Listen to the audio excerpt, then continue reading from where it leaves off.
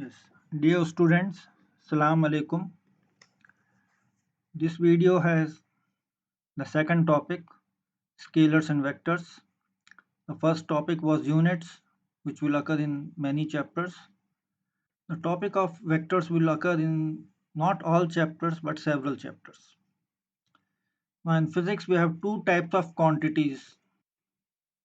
For example, if you have a force is needed to push something. Suppose you want to push a table, you can push it to the left or to the right, two down and two up.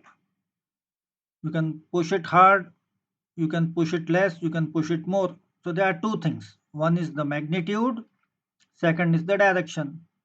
Now what is the magnitude? Magnitude means less and more, small and big. Direction can be left, right, up, down in English.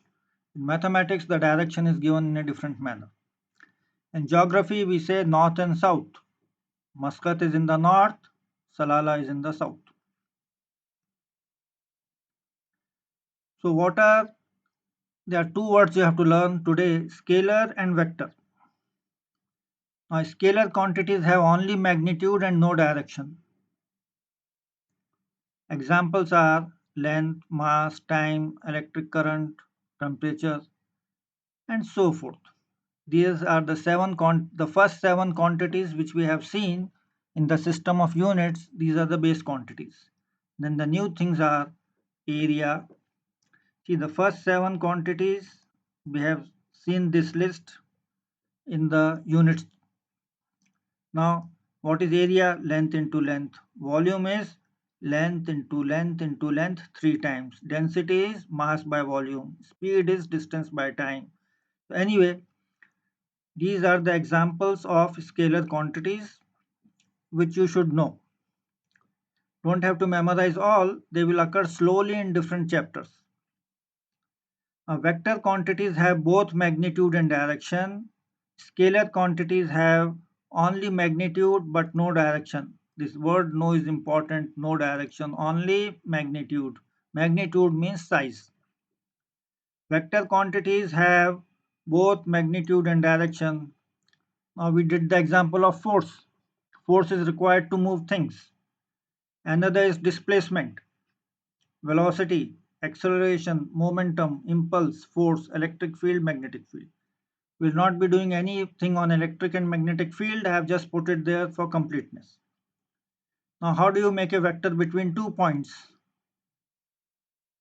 Now, this is the first point P and the second point is Q. The vector going from P to Q is second minus first, x2 minus x1 into I with a cap, y2 minus y1, j with a cap, z2 minus z1, k with a cap. I'm just mentioning this here. We'll not be doing any serious calculations on vectors. We'll just have an idea.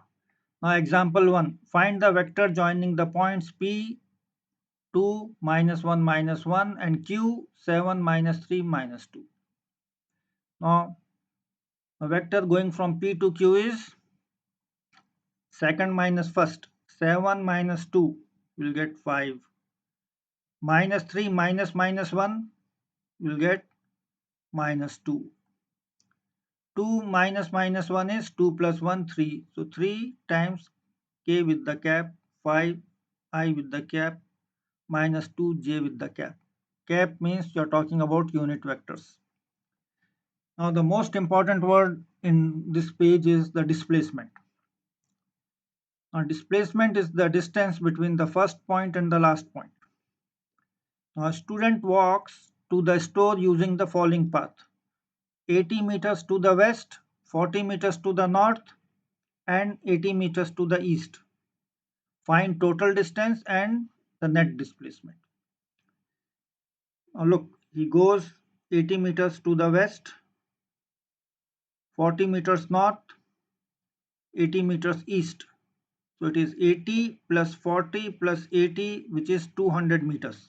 So the total distance is 200 meters. But you can see in the diagram, he took a long route. He could have gone directly. So what's the direct distance? The direct distance is 40 meters north. So the total distance is 200 meters, but the net displacement is 40 meter to north, because this direction north is important. In simple English, we'll say 40 meters to the north. In mathematics, we also have some angles and other things. Do not worry about them. We are not going to use them in this course. Just remember, the total distance can be much more than the displacement. If a person goes in a circle and comes back to the same point, the displacement is zero, because the displacement is first point to last point. Here first point to last point is 40 meters and the direction is north. If you go in a circle and come back to the same point, the displacement is zero. Like you come to the university and go back in the evening, you're back in your house. So your displacement is zero. You have not moved out of the house. Only you know that you went out of the house and came back.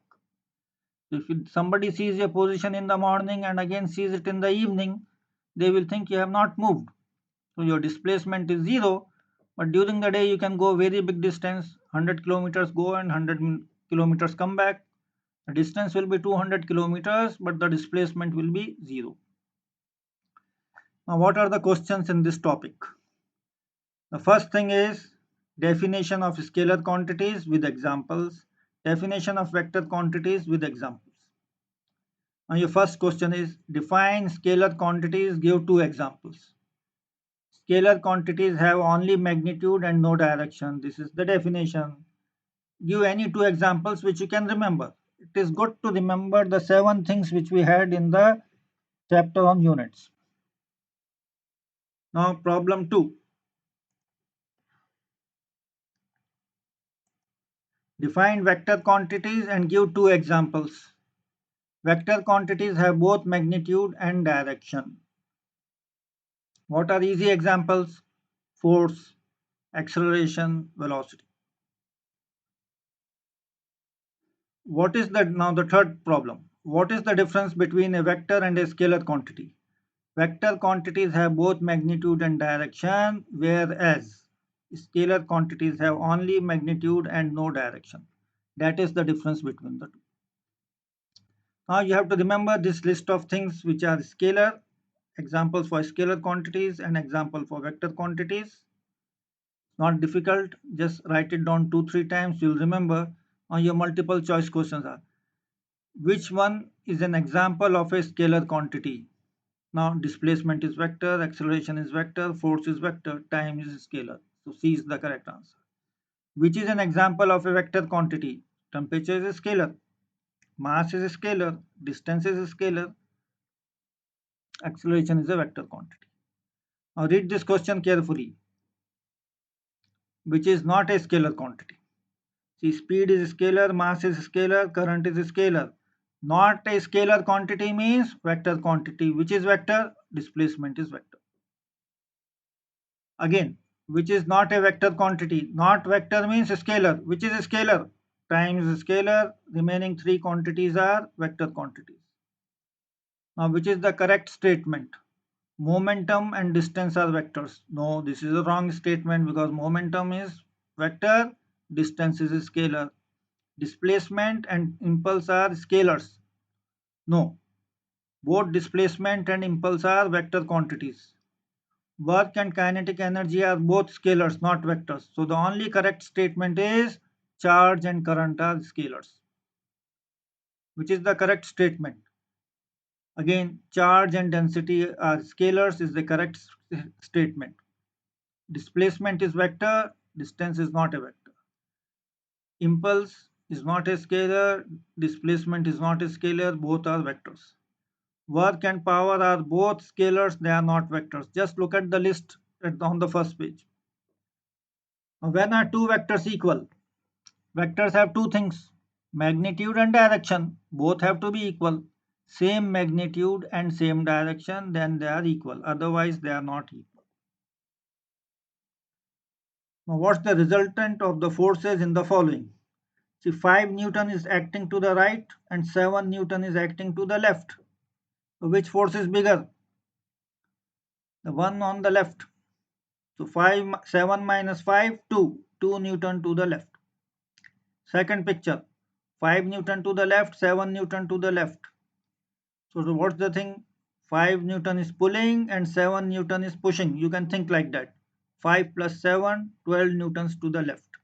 So these are the examples. You don't need anything more in vectors. No more mathematics, angles between vectors and other things we do not need. In one chapter, we'll learn how to draw a vector and how to add two vectors using a graph. That's a separate class for drawing, not today. So this is all we have, and this idea of vectors we'll be using in some other chapters. So just remember that this topic is important, and you have to remember we'll discuss it again in the class. Thank you.